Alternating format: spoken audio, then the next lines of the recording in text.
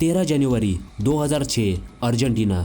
Police को खबर मिली कि 5 चोर बैंक को लूट रहे हैं, लेकिन चोरों का प्लान पूरी तरीके से उल्टा पड़ गया और अब 5 ही चोर बैंक में फंस गए थे। चोरों के पास बंदूकें थी और उन्होंने 23 बैंक के कर्मचारियों को बंधक बना लिया। दूसरी तरफ लगभग 300 पुलिस ऑफिसर ने चोरों को चारों तरफ से घेर लिया था। लेकिन अगर पुलिस छोटी सी भी गलती करते तो बात 23 लोगों की जान पे आ सकती थी। इसलिए पुलिस ने बुलाई थी अर्जेंटीना की special force the falcon group. Falcon group के कुछ कमांडो बैंक की छत पे चढ़ जाते हैं और स्नाइपर्स दूसरे बिल्डिंग से जो चोर दिख सकते हैं उनके ऊपर निशाना साधा। पुलिस अपना मिशन शुरू करने ही वाले थे, लेकिन तभी पुलिस से एक बहुत ही बड़ी गलती हो जाती है। एक चोर फाल्कन ग्रुप के कुछ कमांडो को देख लेता है और गुस्से में चोर पुलिस को फोन पे कहता है, अगर आपने फाल्कन ग्रुप को बैंक की छत से नीचे नहीं उतारा तो मैं बैंक के कर्मचारियों को एक के बाद एक मारना शुरू कर दूंगा।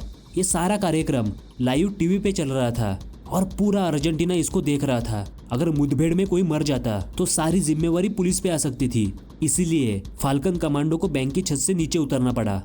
लेकिन चोरों ने फाल्कन ग्रुप के स्नाइपर्स को देखा ही नहीं। अचानक चोर एक अजीब सी डिमांड करते हैं। वो पुलिस को कहते हैं कि हमें 5 पिज्जा ला के दे दो। 5 पिज्जा, और वो भी बैंक रॉबरी के बीच। कहीं जेल में जाने से पहले चोर कुछ अच्छा खाना ना चाहते हो, ये सोच के पुलिस पिज्जा लेने चली गई। लेकिन जब पुलिस पिज्जा लेके वापस आ गई तब चोर फोन ही नहीं उठा रहे थे। क्या जेल में जाने से पहले चोरों ने किसी की जान ना ले ली? ये सोच के फाल्कन कमांडो बैंक का दरवाजा तोड़ के बैंक के अंदर घुस गए और बिना समय गवाए एक के बाद एक बैंक के कर्मचारियों को बैंक से बाहर निकालना शुरू कर दिया। लेकिन यहाँ पे एक बहुत बड़ी प्रॉब्लम थी। पुलिस को नहीं पता था कि बैंक का कर्मचारी कौन है और चोर कौन। और पूरी बैंक छानने के बाद उनको एक कोने में सिर्फ चोरों की बंदूकें मिलती है और चोर बैंक से गायब हो चुके थे। क्या जिन बैंक के कर्मचारियों को पुलिस ने बाहर निकाला, क्या उनमें से कोई चोर था? अगर नहीं तो चोर गायब कहाँ हो गए? ये जानने के लिए आपको कुछ साल पीछे जाना पड़ेगा। साल था 2001 दिसंबर, जब रातों रात लोगों के पैसे उनकी बैंक में से गायब हो गए, क्योंकि अर्जेंटीना अपने इतिहास की सबसे बुरी इकोनॉमिक क्राइसिस से जूझ रहा था। महंगाई, बेरोजगारी और गरीबी ने लोगों का जीना हराम कर दिया था और इसी वजह से वहाँ के लोगों ने अपना सारा पैसा बैंक से निकालना शुरू कर दिया और इससे अर्जेंटीना की बैंक्स कंगाल होने लगी। लेकिन अपने इकोनॉमी को ठीक करने के बजाय वहाँ की गवर्नमेंट ने एक ऐसी पॉलिसी निकाली जिससे पूरे अर्जेंटीना में दंगे शुरू हो गए, द कोरालितो। इस पॉलिसी के तहत अर्जेंटीना का कोई भी व्यक्ति अपने बैंक अकाउंट से 250 पैसों के ऊपर नहीं निकाल सकता था। मतलब लोगों के खुद के पैसे बैंक ने उनको देने से ही मना कर दिया। लेकिन इससे लोगों का बैंक पर से भरोसा ही उड़ गया और इकोनॉमी और भी नीचे गिर गई और पैसों की वैल्यू बैंक में पड़े पड़े रद्दी के बराबर हो गई। बहुत सारे लोगों ने तो अपनी जिंदगी भर की सारी कमाई खो दी। जहाँ पे कुछ लोगों ने इसके खिलाफ आंदोलन किए, रास्ते पे उतरकर दंगे भी किए, वहीं पर कुछ लोगों ने बैंक से बदला लेने का तय किया। बैंक को लूटना एक कला होती है, ये कहना था इस पूरे बैंक रॉबरी के मास्टरमाइंड फर्नांडो अराउहो का। और सितंबर 2004 में उसने बैंक रॉबरी की प्लानिंग शुरू कर दी। उसका टारगेट था आकासुसो शहर की द रियो बैंक। सबसे पहले फर्नांडो अपनी खबरी से बैंक की पूरी जानकारी निकालना शुरू कर देता है। दरअसल बैंक को 2 तरीके से लूटा जा सकता है। पहला रास्ता तो जब बैंक बंद हो, यानी कि रात को, और अगर रात को बैंक लूटनी है तो वो सुरंग खोद के ही लूटनी पड़ेगी। इसीलिए फर्नांडो सुरंग खोदने की प्लानिंग शुरू कर देता है। पहली बात तो उसको बैंक के पास ही एक घर खरीदना पड़ेगा और उस घर से एक अंडरग्राउंड सुरंग खोदनी पड़ेगी, क्योंकि सारे लॉकर्स बैंक के बेसमेंट में थे। लेकिन इससे पहले फर्नांडो ने एक गड्ढा भी नहीं खोदा था, तो सुरंग खोदना तो दूर की बात, कहीं ऐसा ना हो जाए कि सुरंग बनाते बनाते वो बीच में ही ढह जाए। इसीलिए वो बैंक के यहाँ जमीन का मुआवजा करने चला गया। वो बैंक के सामने खड़ा रह के कैसे सुरंग खोदी जाए ये सोच ही रहा था। लेकिन तभी उसको एक अजीब सी चीज दिखाई दी। उसके पैरों के नीचे एक मेटल की प्लेट थी। ये क्या चीज है, ये जानने के लिए वो उस मेटल की प्लेट को फॉलो करने लगा और उसको दिखाई दिया कि हर 10 मीटर के अंतराल पे वो मेटल की प्लेट्स बिछाए गए थे और लगभग बैंक से 1 किलोमीटर दूर जाने के बाद उसके सामने एक नदी थी। मतलब ये मेटल की प्लेट्स तो एक मैनहोल थे जो कि नाले में जाने के लिए बनाए गए थे। इसका मतलब बैंक के नीचे पहले एक बहुत बड़ा नाला है। फर्नांडो बिना कोई समय गवाए नाले के अंदर चला जाता है और थोड़ा अंदर जाते ही उसको पता लग गया था कि वो नाले के अंदर से बैंक तक सुरंग खोद सकता है। लेकिन अब क्या, नाले में तो ठीक से दिखाई भी नहीं दे रहा था। तो नाले के अंदर से बैंक तक सुरंग कैसे खोदी जाए, क्योंकि उसके लिए तो मेजरमेंट लेनी पड़ेगी और मेजरमेंट लेते वक्त अगर आते जाते लोगों ने देख लिया तो चोरी शुरू होने से पहले ही खत्म हो जाएगी। इसीलिए फर्नांडो एक अजीब सी तकनीक का इस्तेमाल करता है। अगले दिन वो बैंक के सबसे नजदीक वाले मैनहोल के यहाँ साइकिल लेके चला गया। फिर एक मीटर टेप में छोटा सा हुक लगा के चुपके से मैनहोल के अंदर डालता है। फिर साइकिल से मैनहोल से लेके बैंक तक साइकिल का टायर कितनी बार घूमेगा ये गिनता है, क्योंकि साइकिल के टायर का सरकमफरेंस कितने मीटर है और साइकिल का टायर मैनहोल से लेके बैंक तक कितनी बार घूमेगा, इससे मैनहोल से लेके बैंक तक का डिस्टेंस पता किया जा सकता है। आखिर में नाले के अंदर जाके वो मीटर टेप कहाँ पे है उसका पता लगाता है। इसी वजह से अब फर्नांडो के पास बैंक से लेके मैनहोल और मैनहोल से लेके नाला इसकी मेजरमेंट मिल चुकी थी। ऊपर से फर्नांडो ने कभी सपने में भी नहीं सोचा था कि जो कोटेंजेंट फॉर्मूला उन्होंने स्कूल में सीखा था उसका इस्तेमाल वो बैंक की चोरी करते वक्त करने वाला है, क्योंकि कोटेंजेंट फॉर्मूला का इस्तेमाल करके नाले से लेके बैंक तक किस एंगल पे और कितने मीटर सुरंग खोदनी पड़ेगी इसका पता कर लिया। लेकिन सुरंग खोदने का प्लान करना एक बात थी और बैंक तक सुरंग खोदना दूसरा चैलेंज, क्योंकि फर्नांडो जब फावड़े की मदद से सुरंग खोदने लगा तब एक बोतल जितनी साइज खोदने में ही कई घंटे निकल गए। तो फावड़ा और कुदल की मदद से ये काम लगभग नामुमकिन था। इसलिए उसने अपनी गाड़ी बेच के एक जनरेटर और न्यूमेरिक ड्रिल खरीद लिया ताकि सुरंग खोदने में आसानी हो। लेकिन इतनी महंगी मशीन का इस्तेमाल करने की वजह से कुछ ही दिन बाद उसके पैसे खत्म होने लगे।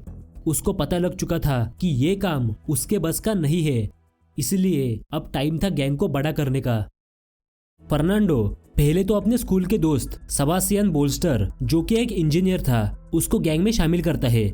उसके बाद डॉक, मारियो और बेतो को भी शामिल करता है, जो कि पहले से ही मंजे हुए क्रिमिनल्स थे।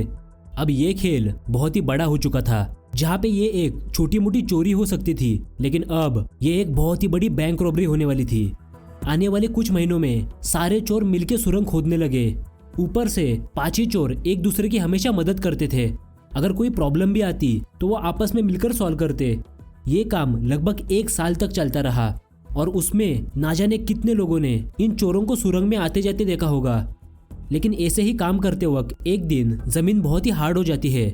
उनको पता लग गया था कि अब उनके सामने दीवार थी, लेकिन उनको नहीं पता था कि दीवार के उस पार क्या है, क्योंकि अगर उनका कैलकुलेशन थोड़ा भी गलत हो गया तो वो गलती से बैंक लूटने की जगह पड़ोस वाले घर के बेसमेंट में पहुंच जाएंगे।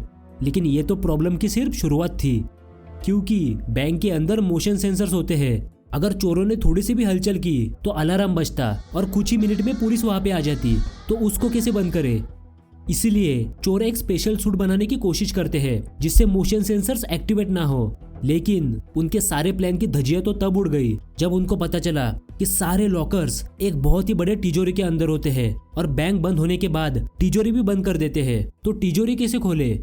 एक के बाद एक दिक्कतें आ रही थी, इसलिए रात को बैंक लूटने का उनका ये आइडिया पूरी तरीके से बर्बाद हो गया। और अब बैंक लूटने का सिर्फ एक ही तरीका बचा था, और वो था जब बैंक खुली हो, यानी कि दिन दहाड़े बंदूकों के साथ बैंक में घुसना और सारे बैंक के कर्मचारियों को बंधक बना के पुलिस आने से पहले तिजोरी लूट के भाग जाना। लेकिन यहाँ पे गलती की कोई गुंजाइश नहीं थी, क्योंकि बैंक के कर्मचारी के पास कोई ना कोई बटन रहता है जिसको दबाते ही कुछ ही मिनट में पुलिस वहां पे आ जाएगी। तो उनको कुछ ही सेकंड में पूरी की पूरी बैंक पर कब्जा करना था। लेकिन यहाँ पर भी एक बहुत ही बड़ी प्रॉब्लम उनका इंतजार कर रही थी, क्योंकि उन लॉकर को खोलने में 2 चाबी लगती है। एक चाबी बैंक के कर्मचारी के पास होती है और दूसरी चाबी लॉकर के मालिक के पास होती है। यानी कि बैंक का कर्मचारी भी बैंक के लॉकर्स को नहीं खोल सकता था और सारे लॉकर्स तोड़ने में कई घंटे लग जाते। तो आप क्या करें। उनको लगने लगा कि उनकी सारी मेहनत बर्बाद हो गई, जितना पैसा और टाइम लगाया था वो सारा बेकार हो गया। फर्नांडो इसके बारे में दिन रात सोचता रहा और कहता रहा शायद ये नहीं हो पाएगा। लेकिन एक दिन आशा की किरण जागी और उसके दिमाग में एक ऐसा आइडिया आ गया जो कि चोरी के इतिहास में किसी ने सोचा भी नहीं था। इसीलिए फर्नांडो नजदीक के साइबर कैफे में चला गया, ये जानने के लिए कि किसी ने इस टाइप की चोरी पहले भी की है या नहीं। उसका प्लान था कि क्या होगा अगर दोनों ही प्लान को आपस में जोड़ दिया जाए। मतलब दिन दहाड़े जब बैंक चालू हो तब बैंक में बंदूकों के सहारे घुस जाना और सारे लोगों को बंदी बनाकर बैंक को लूटना, और जब पुलिस आ जाएगी तब सुरंग का इस्तेमाल करना, बैंक के अंदर आने के लिए नहीं बल्कि बैंक से बाहर जाने के लिए। प्लान तो बहुत अच्छा था, लेकिन फर्नांडो नहीं चाहता था कि बैंक रॉबरी में बंदूकों का इस्तेमाल हो। इसलिए चोर एक बहुत ही बड़ा रिस्क लेते हैं। ऐसा रिस्क जहाँ पे गलती करना मतलब मौत से टक्कर। वो तय करते हैं कि वो बंदूकों की जगह खिलौने की बंदूकों का इस्तेमाल करेंगे, क्योंकि अगर चोरों के हाथों गलती से भी गोली चल गई तो लगभग सैकड़ों पुलिसकर्मी उनके ऊपर फायरिंग करना शुरू कर देंगे। तो फर्क ही नहीं पड़ेगा कि चोरों के पास बंदूकें थी भी या नहीं।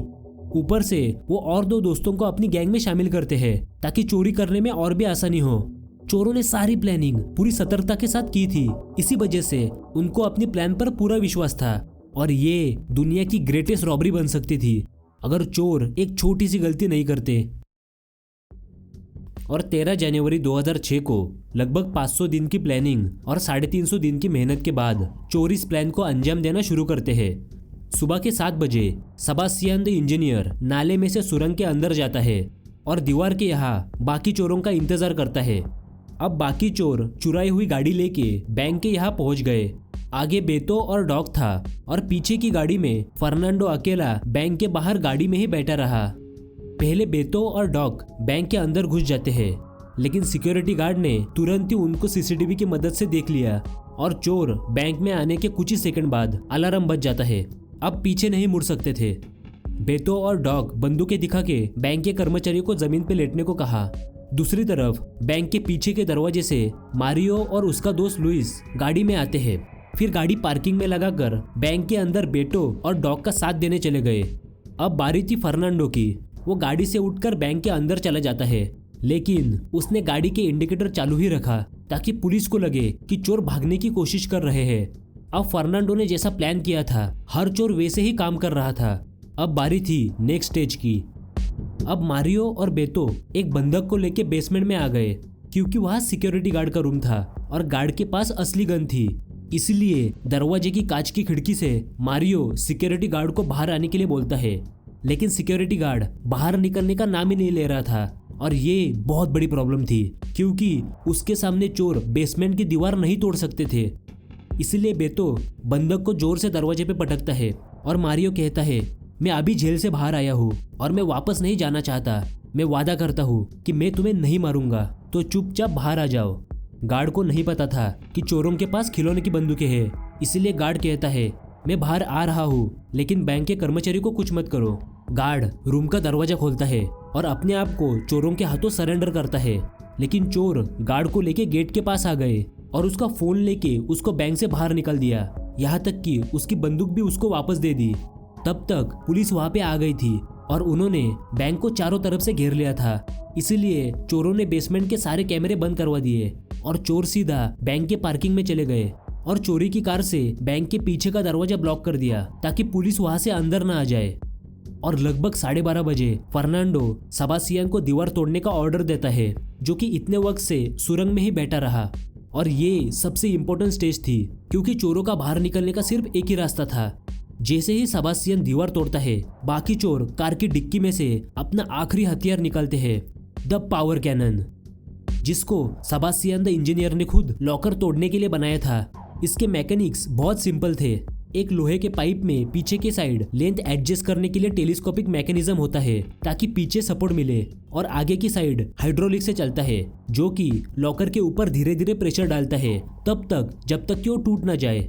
सेबास्टियन ने पावर कैनन इतना जबरदस्त बनाया था कि वो सिर्फ 7 सेकंड में एक लॉकर तोड़ सकता था, लेकिन उसके सामने कुल 400 लॉकर्स थे और फर्नांडो ने सेबास्टियन को सिर्फ 2 घंटे दिए।